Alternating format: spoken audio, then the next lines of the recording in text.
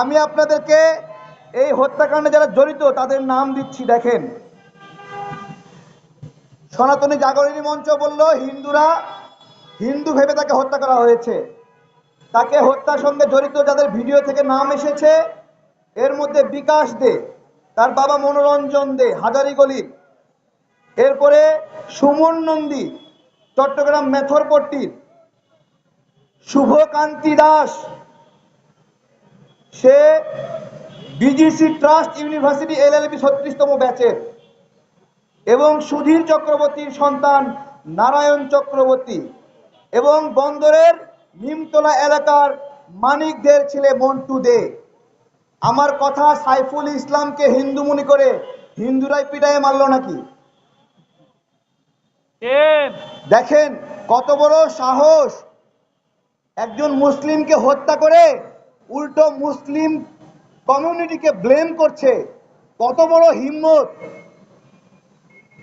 ফরিদপুরের রক্তের দাগ এখনো শুকায়নি। ফরিদপুরে দুজন নির্মাণ শ্রমিক, তারা মন্দিরে আগুন লাগছে, আগুন নিভাতে গেছে বালতি নিয়া।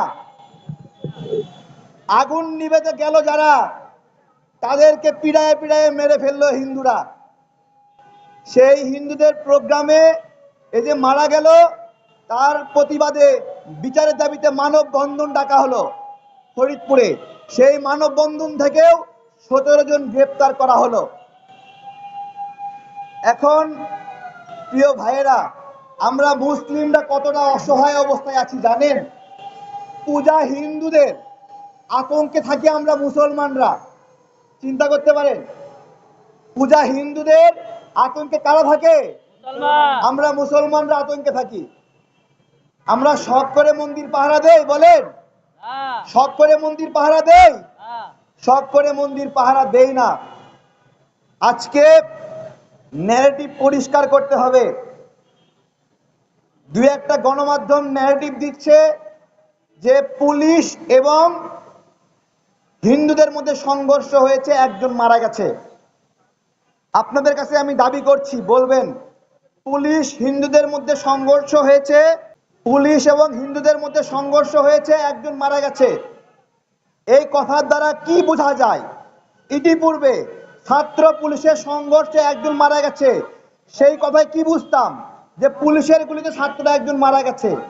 গণমাধ্যমগুলো নিউজ করেছে পুলিশ এবং হিন্দুদের সংঘর্ষে একজন মারা গেছে। এই কথার দ্বারা স্পষ্ট বোঝা যায় পুলিশের গুলিতে একজন হিন্দু মারা গেছে। দেখেন, পুরা একজন মুসলিম হত্যার ঘটনাকে কিভাবে পুরা উল্টায় দেওয়া হলো। 10 বছর পরে এই নিউজ হাতে নিয়ে কেউ বুঝতেই পারবে না 10 বছর আগে এইখানে সাইফুল ইসলাম নামে কেউ খুন হয়েছিল। গণমাধ্যম ভাইদেরকে বলছি, এ কেমন ন্যায় বিচার করলেন মুসলমানদের উপরে? আপনাদের প্রতি আমাদের জিজ্ঞাসা। ওইখানে সনাতনী জাগরণী মঞ্চ তারা বক্তব্য দিয়েছে যে সাইফুল ইসলামকে হিন্দু ভেবে মেরে ফেলা হয়েছে। আপনি সনাতনী জাগরণী মঞ্চের নামটা কোট করলেন না, নাম কোট না করে নিউজ ছাপাই দিলেন যে সাইফুল ইসলামকে হিন্দু মনে করে পিটায় মারা ফেলা হয়েছে। আসলে কি তাই ছিল? সাইফুল ইসলাম মসজিদ থেকে বের হচ্ছিল, দেখছিল মসজিদে হামলা হচ্ছে, সে হামলা না করার জন্য অনুরোধ করেছে।